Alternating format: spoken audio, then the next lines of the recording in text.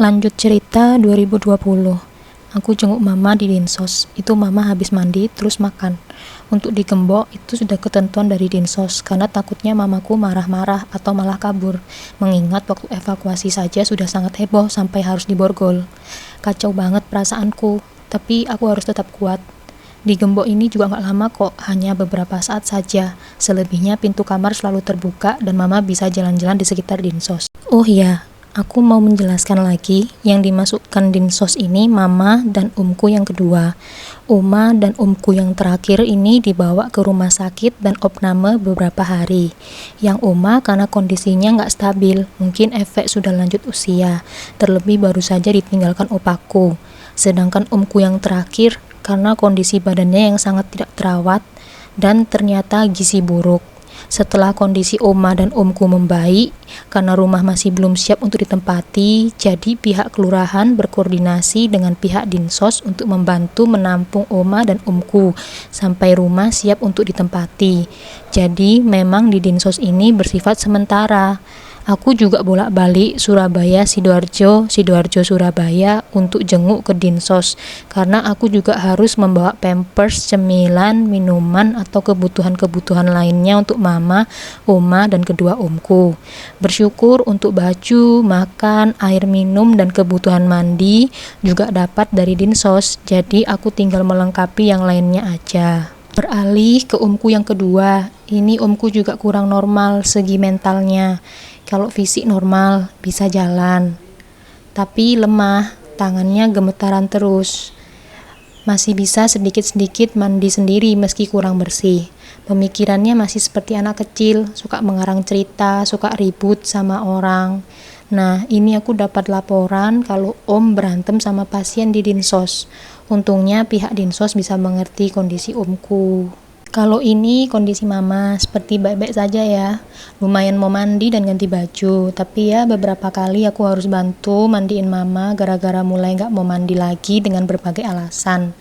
Dan sering juga cekcok sama orang Dinsos. Meski pihak Dinsos bisa memaklumi, jujur gak enak banget aku. Kan dibantu tapi malah gitu mamaku. Beralih ke rumah, jadi selain ke Dinsos, aku juga sekalian ke rumah. Ini kondisi rumah dalam proses direnovasi. Plafon yang ambrol sudah diperbaiki, bahkan rumah dicat ulang. Tinggal perbaikan beberapa bagian rumah yang masih bocor dan merapikan cat. Nah, di sini masih ada sisa-sisa barang atau lemari berisi pakaian yang harus aku bongkar dan bereskan. Jika nanti semua renovasi sudah selesai, aku akan membersihkan rumah lagi. Beralih lagi ke Dinsos. Ini foto mama yang lagi jalan-jalan di sekitar Dinsos. Nah, kalau yang ini mama kirim-kirim selfie pakai HP Android yang kapan hari aku belikan di temanku. Meski mama tahu aku mampunya cuman belikan HP Android bekas, mama dah senang karena bisa Facebookan atau dengerin musik. Ya, meski nggak lama setelah itu HP-nya rusak lagi karena memang nggak tahu kenapa barang yang mama pakai meskipun bukan barang bekas pasti tetap rusak. Nah, di sini aku seneng karena aku kira mamaku udah mulai membaik. Aku mulai pikir cara supaya kalau mama pulang gak kucing-kucingan lagi, aku putuskan untuk adopt Anabul sewaktu rumah sudah siap ditempati. Beralih lagi ke rumah, lanjut bersih-bersih rumah lagi, dan bersyukur udah dapat satu cleaning service yang mau pergi ke rumahku untuk bantu bersih-bersih. Jadi total yang bersih-bersih 3 orang. Aku, Denny, dan cleaning service. Aku bongkar 3 lemari Oma di kamar keluarga. Ini isinya banyak pakaian, termasuk beberapa pakaian zaman kecil mama, tante, dan kedua omku. Di sini ya kotor karena sudah lama di lemari, bukan karena ada sampahnya ya. Lanjut Denny bakar sisa-sisa barang-barang yang gak kepakai atau sedikit bekas-bekas renovasi rumah. Untuk cleaning service lebih fokus bersihkan kamar mandi, tempat cuci baju, tempat cuci piring yang udah menghitam atau lumutan karena dia sudah bawa cairan pembersih khususnya. Aku harus segera menyelesaikan pembersihan rumah ini agar anggota keluargaku bisa balik lagi ke rumah hari ini. Lanjut lagi ambil kasur di rumah teman gereja opa. Bersyukur dapat beberapa kasur buat tidur anggota keluargaku. Kaget banget dapat sebagus ini. Di sini aku cuape dan lumayan sesak napas, tapi aku seneng banget, semangat karena percaya semuanya akan berubah baik. Setelah aku pasang spray dan perlak, kamar keluarga sudah siap dihuni. Aku lanjut jemput anggota keluargaku di Dinsos. Sebenarnya di sini dari pihak kelurahan kurang setuju kalau aku juga membawa pulang mamaku. Takutnya mamaku ngumpulin sampah lagi atau ribut sama aku, bahkan sampai pukulin aku.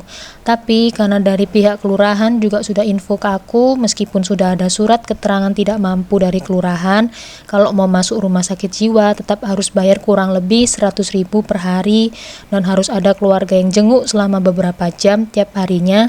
Aku juga belum mampu untuk hal itu. Aku juga waktu itu gak kepikiran untuk ke rumah sakit jiwanya langsung. Selain karena jauh, aku juga repot ke sana ke sini ngurus semuanya. Aku sudah cari info ke beberapa temanku atau teman opa yang tahu panti jompo, ternyata biayanya lebih besar lagi. Sedangkan dari pihak Dinsos juga sudah tidak bisa membantu untuk menampung lagi karena kan masih ada anggota keluarga mama, yaitu aku anaknya. Akhirnya aku minta tolong ke pihak kelurahan untuk tidak perlu khawatir kalau mama sekalian balik lagi pulang ke rumah sama anggota keluarga yang lain, karena nanti aku yang akan urus semuanya. Karena pihak kelurahan masih takut terjadi sesuatu sama aku, akhirnya aku minta izin Denny sekalian tinggal di rumahku untuk bantu jagain aku dan urus anggota keluargaku.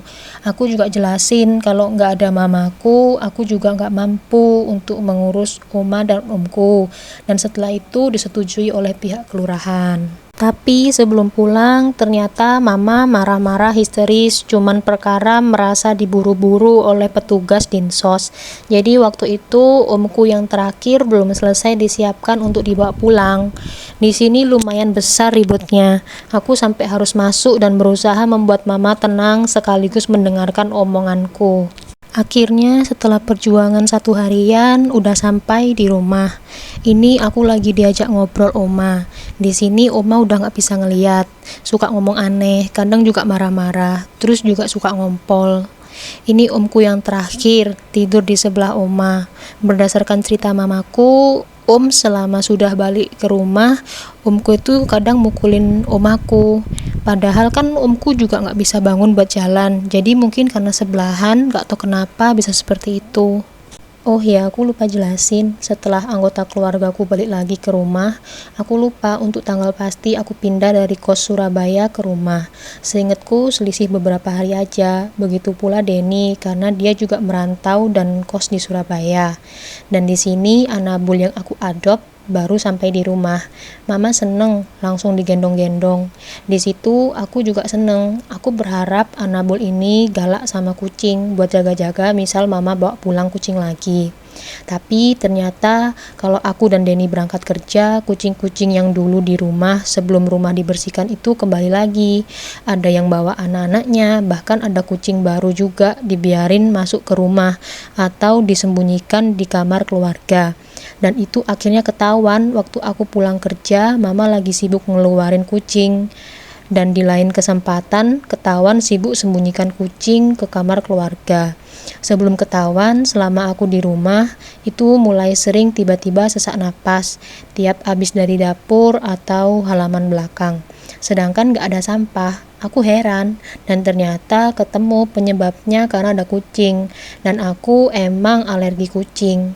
Di sini mama masih bisa dikendalikan. Misal sama aku nggak mempan, mama akan nurut waktu Denny yang ngomong. Setelah ribut perkara kucing, Denny minta tolong ke mama buat kalau mau kucing ya 1 atau 2 aja, tapi harus di teras dan pakai kandang supaya nggak kena ke aku.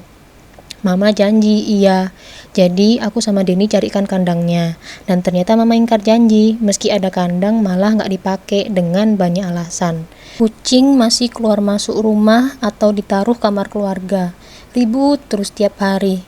Karena mama ya nggak mau percaya kalau aku alergi kucing. Dengan alasan waktu SMP aja aku main sama kucing. Kok bisa alergi? Sedih. Mama nggak peduli sama kondisiku. Aku juga sampai harus sedia oksigen kecil di kamar. Meski di rumah juga pakai masker, jadi ribet banget. Anabul yang ku adopt juga jadi takut ke kucing, karena lebih galakan kucing daripada dia.